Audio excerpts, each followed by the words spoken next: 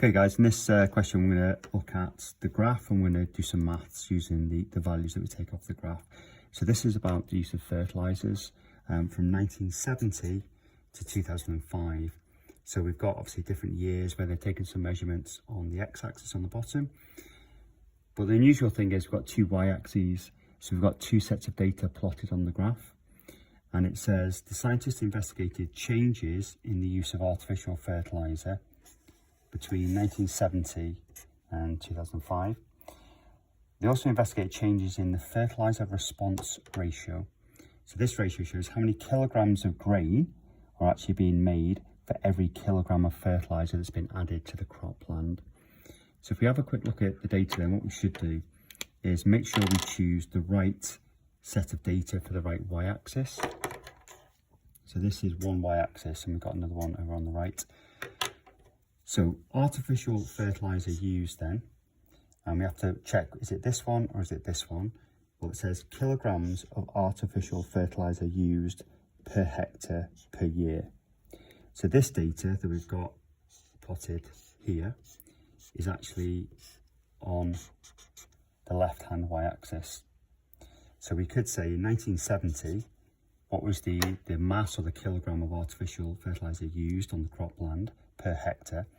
And if we went up, we would find in 1970 that that value is actually here. So there's 10 little squares in 20, so each little square is worth 2. So I know that's 6, so that's 14. So in 1970, there's 14 kilograms of artificial fertiliser used per hectare of land in 1 year. Now, if I have a look at 2005, I can actually find this value up here. Now that indicates that if we go across in 2005, so it's that value there. Okay, so we've got 75 kilograms of fertiliser used. So this would be 2005 and this would be 1970. So you can see they're actually using a lot more fertiliser in terms of its mass in kilograms per unit area per hectare. Now the other y-axis gives us a thing called the fertiliser response ratio. So we're given this here.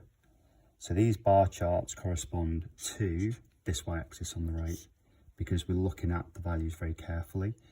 And really what this is, it's the mass of grain that's actually being produced that the farmer can collect per kilogram of fertiliser that's being used.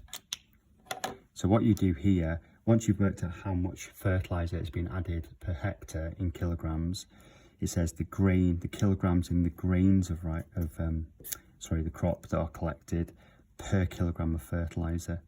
So if you wanted to work out the mass of the grain that's been collected, you'd have to know how much fertiliser was added, and then you could times this value off this y-axis by the mass of fertiliser that you've got from the other y-axis.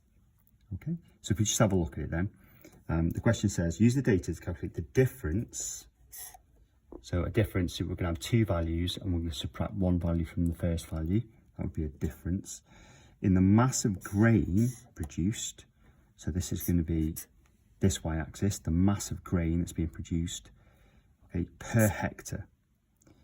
So if we start with the green data then, so in 1970 there was 14 kilograms of artificial fertiliser used per hectare.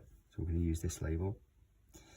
But in the same year, okay, we find the top of the bar chart in 1970, which is this one here.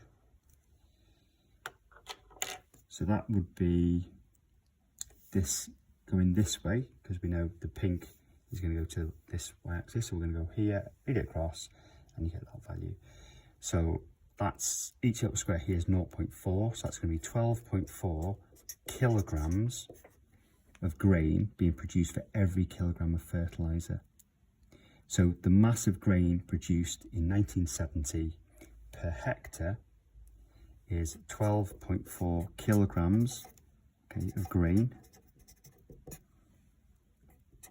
That's per kilogram of fertiliser, and we know that 14 was used, so it's times 14 kilograms of fertiliser per hectare. That'd be 1970. Now, if we have a look at 2005, then what we can find, 2005, go up here to the top. So we said 75 kilograms of artificial fertiliser was used in 2005 per hectare per year. So that's that value.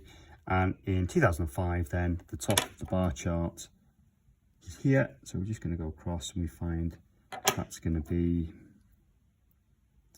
this value here. So we can just quickly work out what that is. So that is 0.4, so that is 3.6 kilograms of grain. So in 2005, we'll just do a quick calculation.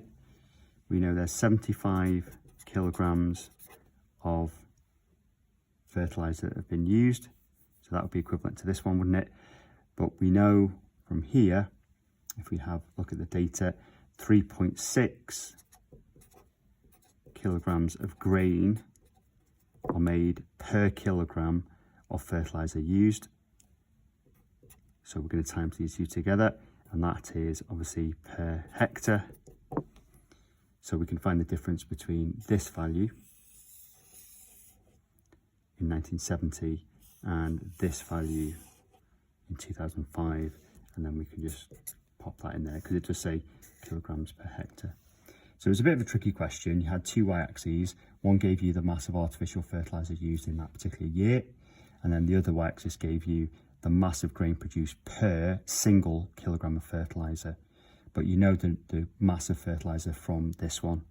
So you can take the value off this y-axis and times it by the number of kilograms you used of the fertiliser to get a value. And that's called the fertiliser response ratio. So this was a pure application question, and it showed some maths involved as well.